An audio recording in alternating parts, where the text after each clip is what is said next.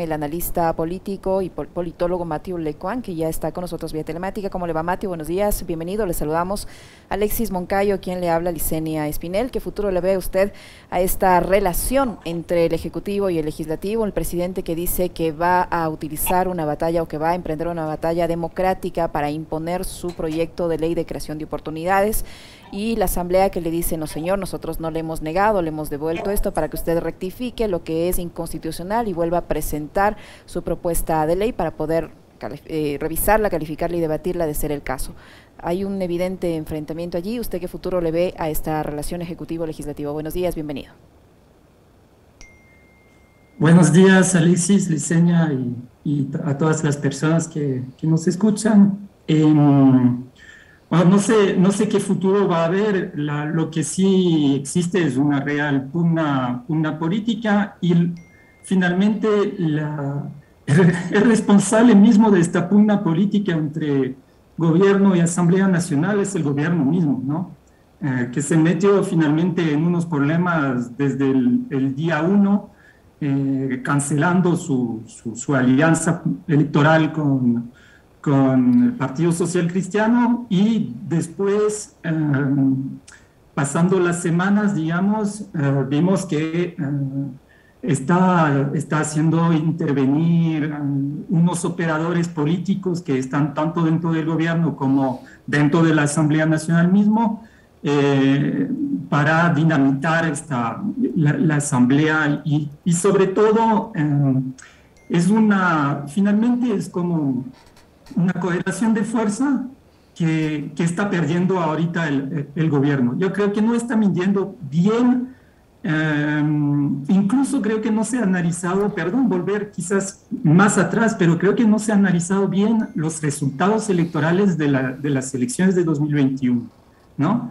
Finalmente, la conformación de la Asamblea Nacional, ese resultado es la imagen de la primera vuelta, es finalmente es la imagen real de la política en ese momento.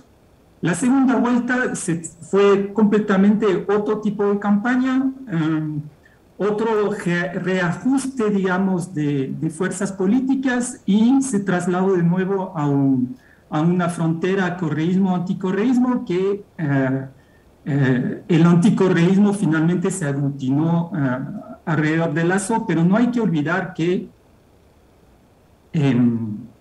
finalmente estas elecciones fueron el peor resultado de Guillermo Lasso, tanto en primera vuelta como en segunda vuelta, desde 2013, ¿no? No ha tenido peor resultado.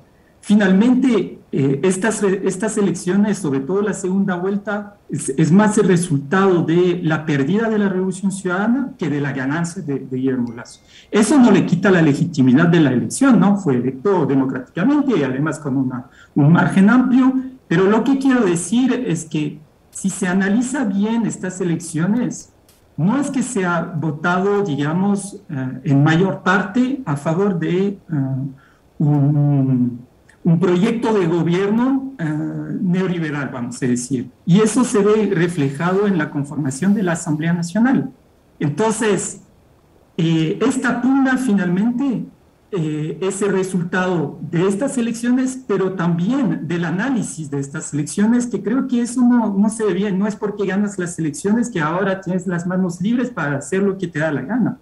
Y justamente yo creo que también habrá que hablar de eso. Escuché mucho hablar en los segmentos anteriores de democracia, de debate democrático, que hay que ver la ciudadanía, como si...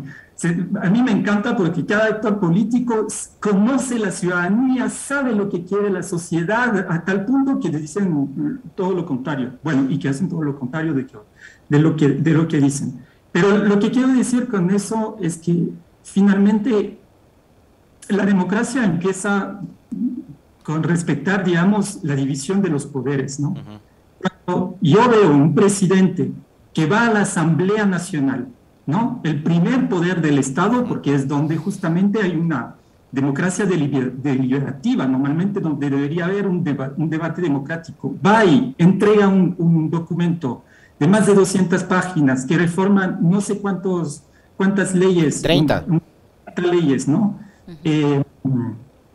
y da 30 días para debatir sobre eso y además amenaza directamente cara a cara a la presidenta de la Asamblea diciéndole, no te olvidas, nosotros te pusimos ahí, y lo peor, casi con estas palabras, eso sí es preocupante para analizar, digamos, hay una preocupación en el sentido democrático que pueden entender, ¿no? Hola, casi te digo Don Matthew. No saludos coloniales. Hola Matthew, ¿cómo estás? Siempre un gusto conversar contigo sobre estos temas que tanto nos convocan y nos apasionan. Uno es demócrata, o sea, bueno, digo, me refiero a los políticos, ¿no? Porque uno sí es demócrata, pero esta gente es demócrata hasta que ganan las elecciones. Ya ganaron las elecciones y como Macri, por ejemplo, salen a decir que la democracia es el peor de los sistemas, pero es el único posible. O como Vargas Llosa, que dice que lo importante es que haya libertad en las elecciones. Perdón, que lo importante no es que haya libertad en las elecciones, sino votar bien. ¿Qué entenderán ellos por votar bien, no? O sea, entonces, en ese contexto, ¿dónde crees tú que se ocasionó esa fractura en la hoja de ruta de Guillermo Lasso que le hizo pasar del famoso Ecuador del encuentro al de la batalla democrática? Que no sabemos a dónde nos va a conducir, porque además la Asamblea me parece que le ha movido el tablero, porque ayer le dicen, usted venía con la cantaleta de la consulta popular. Vale, vamos, consulta popular, ¿quién dijo miedo? Entonces me parece que el gobierno también va a tener que buscar alguna suerte de respuesta, de reacción a este reto que le ha planteado la Asamblea. ¿Cuál es el momento de la fractura más allá del rompimiento con Nebot? ¿Y cuál cree Matthew Lecuan que debería ser la respuesta al comunicado de las 4 bancadas del día de ayer? En donde, por cierto, se nota mucho la mano de Nebot. Sí, bueno, yo creo que ahí la consulta popular, digamos, yo siempre estoy a favor de consultar al pueblo. La consulta, digamos, los mecanismos de democracia directa que tanto criticaba la derecha cuando otros, digamos, otros gobiernos los utilizaban, digamos, yo estoy a favor. El problema es que ahí, ¿qué metes en la consulta popular, no? Además, hacer una consulta popular 4 meses después de haber ingresado en el gobierno, me parece que ahí hay un problema. Hay un problema, yo creo que hay un problema en el gobierno, es que no saben, finalmente no saben lidiar con las diferencias políticas. Y ahora les toca lidiar, porque pueden hacer una consulta popular, pero la conformación de la Asamblea va a quedar la misma, no va a cambiar, ¿no? Bueno, y dejamos de lado lo de la muerte cruzada, porque la muerte cruzada no es posible antes de mayo de 2022. Entonces, dejamos de lado eso, son amenazas, son discursos, y metámonos justamente a ver bien la correlación de fuerza actual. El problema es que tanto han criticado la Constitución por su hiperpresidencialismo que ahora justamente quieren aplicar este hiperpresidencialismo. Pero el Ejecutivo tiene que hacer con la Asamblea, ¿no? Tiene que trabajar con la Asamblea. Y trabajar con la Asamblea es reunirse con las diferentes fuerzas, etcétera, ¿no? Yo he analizado bastante, digamos, los proyectos de ley y su votación desde 2009 hasta 2017. Y, por ejemplo, en la Asamblea entre 2009 y 2013, el gobierno de la Revolución Ciudadana no tenía mayoría absoluta. Y de lejos, porque además a partir de 2011 salieron unos asambleístas de Alianza País, y tenía el 40% de la Asamblea. Pero los proyectos de ley y proyectos importantes, ¿no? Proyectos que eran parte de la transición constitucional. Los proyectos de ley se aprobaban con más de 60%, 70% de la Asamblea. Entonces, ¿qué quiere decir eso? Quiere decir que habían operadores políticos y políticas que hacía el trabajo de explicar bien los proyectos de ley y de trabajar con las otras fuerzas políticas que estaban dentro de la Asamblea Nacional. No es que mandas una reforma laboral como es esta, que es una reforma horrible, horrible, hay que decirlo. Una precisión, Matthew, con respecto al tema de la muerte cruzada, porque me parece que eso también hay que hablarlo. El 148 de la Constitución sobre este tema dice que la presidenta o presidente de la República podrá disolver la Asamblea Nacional cuando, a su juicio, esta se hubiera arrogado funciones que no le competan constitucionalmente previo dictamen favorable de la Corte Constitucional, o si de forma reiterada e injustificada obstruye la ejecución del Plan Nacional de Desarrollo o por grave crisis política y conmoción interna. Digamos, ahí están las causales por las cuales el presidente o presidenta podría llamar a muerte cruzada, y esta facultad podrá ser ejercida por una sola vez en los 3 primeros años de su mandato, o sea, podría hacerlo ya. Sí. ¿Sí? Sí, pero bueno, primero necesita el dictamen de la Corte Constitucional. Pero bueno, para decir que no es un mecanismo tan sencillo, que realmente es un mecanismo que muchas veces, y eso, por ejemplo, en 2010 lo utilizó incluso el gobierno de la Revolución Ciudadana, es un mecanismo que sirve mucho de discurso amenazante. Es decir, finalmente, yo tengo este poder de botarles todos a su casa, entonces trabajemos juntos, más o menos es así. Es un mecanismo que no es tan sencillo y después además lo puedes ejecutar, pero tienes que ganar las elecciones, que todavía no, digamos, no es tan sencillo. Para volver a la pugna, me parece que ahí sí es verdad que falta una cultura política en Ecuador más democrática, sobre todo en los partidos políticos. Eso hay que cambiarla. Y yo te diría que con un ministerio de gobierno bueno, que además ahora está en el problema de las cárceles, están los problemas en la asamblea, bueno, es un ministerio, un monstruo que debe ser muy difícil gestionar, que habría que dividir, digamos, porque yo no entiendo cómo la política está con la policía. Ahí hace parte, digamos, de un pensamiento bien securitista, digamos. Las genialidades que se le ocurrieron a María Paula Romo y a Lenny Moreno, pues que fusionaron la Secretaría de la Política y el Ministerio del Interior. Sí, es que concentras el poder, tienes el poder político y tienes el poder sobre las fuerzas del orden, digamos. Entonces concentras el poder y eso te permite tener un monstruo que finalmente impide que lo uno y lo otro funcione bien en este momento, ¿no? Ahora Matthew, ¿cómo interpretar el mensaje, no sé si carente de humildad, del presidente de la República, en el sentido de que hará prevalecer su propuesta planteada de creación de oportunidades, entendería yo que en los términos como fue presentada a la Asamblea Nacional, y para eso dice que emprenderá una batalla legal? ¿Cómo deberíamos interpretar este anuncio, esta advertencia que ha hecho el presidente de la República? De nuevo, el gobierno del encuentro o del diálogo se queda en las amenazas. Yo creo que debería analizar bien sus operadores políticos, debería hablar bien con Además, no es que tiene, digamos, al frente, no es que tiene grandes partidos con ideologías bien marcadas y frontales, digamos. Un partido como la Izquierda Democrática digamos, no tiene una ideología súper... Yo escuchaba ayer a Javier Herbas y es una ideología política bien líquida, digamos, para no decir más. Entonces, no es muy difícil negociar, operar, debatir con estos partidos políticos, ¿no? No hay una frontera de oposición así.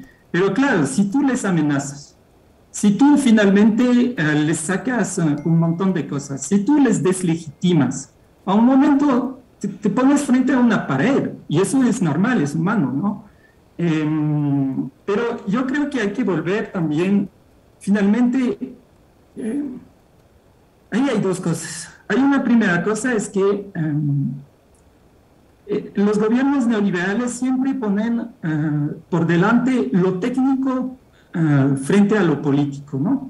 Y esta vez es una unidad técnica legislativa que les dice, no, señores, este proyecto hay que devolverlo porque no respeta, bueno, las técnicas legislativas y además la Constitución, ¿no? Hay que tener cuidado. Pero no respecta la técnica legislativa. Y ahí cuando no les vale, finalmente no hay que escuchar lo técnico, tenían que tomar una decisión política que había que debatir este proyecto en la Asamblea. Pero para debatir este proyecto en la Asamblea hay que dar tiempo al debate. La democracia necesita tiempo y no es en 30 días y solo 5 días para recibir otras personas, organizaciones sociales, academia, cámaras, etcétera. No es en 5 días que haces un debate democrático, ¿no? Entonces, eso me parece que hay que verlo bien, ¿no? Hay una contradicción dentro del gobierno entre lo técnico y lo político. Finalmente, cuando les viene bien, vamos a lo técnico, y cuando lo técnico finalmente ni lo respetan, hay que tomar decisiones políticas. Lo de la batalla democrática, ¿qué es? Si primero ni respetas la base de la democracia, que es la división de poderes, ¿no? Uh-huh. Si no respetas la base de la democracia, que es finalmente el respeto a las elecciones, uh-huh. Porque todo el gobierno, como la asamblea y los asambleístas, han sido electos. Entonces, y han sido electos además a partir de programas políticos. A mí me preocupa otra cosa, que es finalmente el tema de que están presentando este proyecto de ley como un poco su hoja de ruta política y económica, y casi como su plan de desarrollo.